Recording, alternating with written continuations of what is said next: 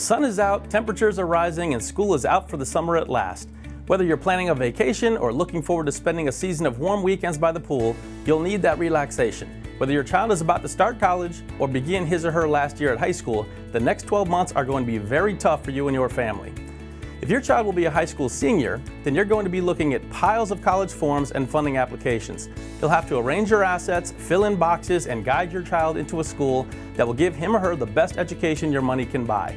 And if the coming months represent the gap between high school and college, then not only will you have to pay some massive education bills, you'll also have to repeat everything you've already done this year to reduce your EFC so that your payments will stay low next year too.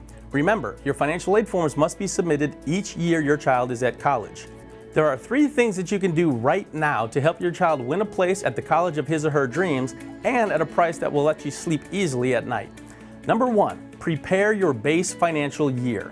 You're going to be wrestling with stacks of numbers this year. The most important is your expected family contribution, or EFC.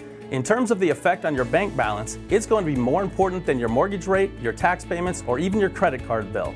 The EFC will tell you how much you're going to pay for your child's education that year. It's going to be based on your salary, it's going to be based on your investment portfolio, and depending on the school, it's going to be based on the equity in your home. If it's possible for you to pay for your child's education, the funding authorities will make sure that you do. And they're most likely to produce an amount that's larger than you can painlessly pay out of your cash flow. That means you have to make sure that your finances are very carefully arranged this year. Just as you wouldn't file your tax returns without first talking to an accountant, so you shouldn't try to build your base financial year without first consulting a college funding advisor. You should be doing that now. It's a process that begins before the forms are completed and before the new academic year begins. Get that financial work out of the way this month, and you'll find that the coming year is much smoother and much cheaper too. Number 2, look for a better way to pay your EFC. Follow the advice of a professional college funding advisor as you're preparing your finances, and you should be able to drag your EFC down to a lower level. It's still unlikely, though, that the funding authorities will agree to cover every penny, or that the number they produce will be one that you can easily pay. Most people choose to fill the gap by either taking out a loan or cutting back on their expenses. That might be something you're prepared to do too. You could talk to the bank, cancel your vacations, or dip into your pension plan. But there are often better choices available. There are plenty of great solutions to the college funding problem that may work for you, but everyone is different and no one solution is right for everyone. To find out what options can work for you, just give us a call or visit our website to get a jump start on the college planning process or to schedule a free appointment with a college planning specialist.